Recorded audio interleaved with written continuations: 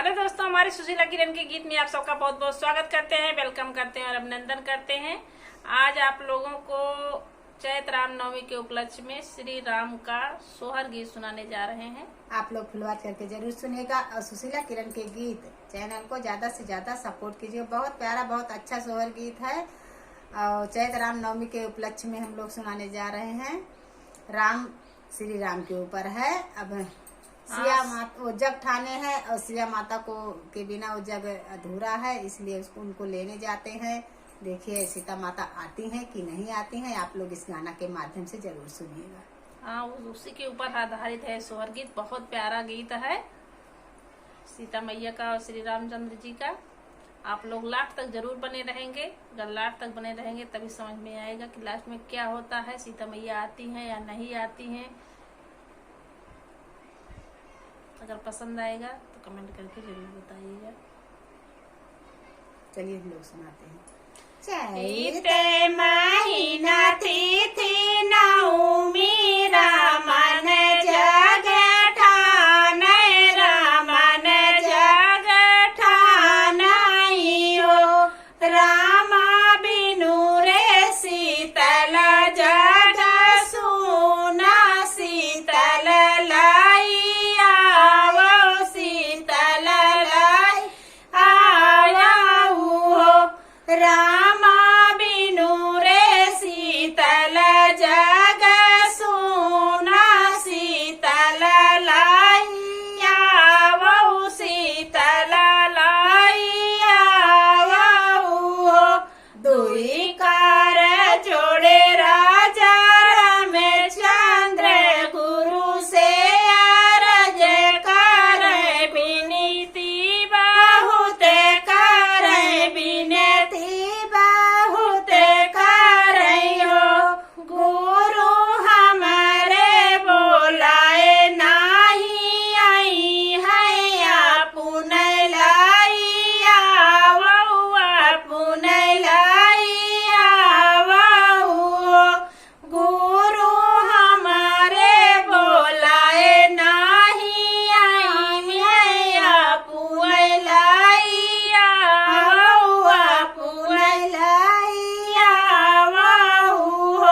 आगवा के घोड़वा वशिष्ठ मुनि, पीछे वाला छिमन भैया, पीछे वाला छिमन भैया हो।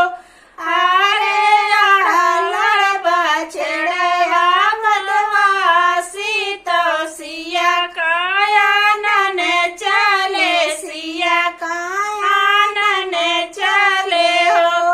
आरे आढ़ बछड़या मदवासी, तो सिया कायानन चले, सिया कायानन चले हो। एक बना गईले दूसरे बना, तीसरे शीतल बना, तीसरे शीतल बना हो। सीता बैठी है कुटिया के बीच, तो राम राम भाजई, तो राम राम भाजई हो।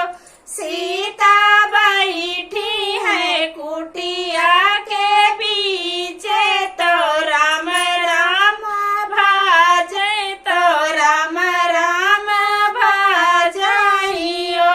अरे अरे हमारी चचेरिया गंगा जल लावो, गंगा जल लावो। चेरिया लैया ओ कांचन थार, गुरु के गोड़वा धोइबै मैं चरण पखरबै, मैं चरण पखरबै हो। चेरिया लैया ओ कांचन थाल, गुरु के गोड़वा धोइबै मैं चरण पखरबै, मैं चरण पखरबै हो। इतना अकेली सीता तोहरे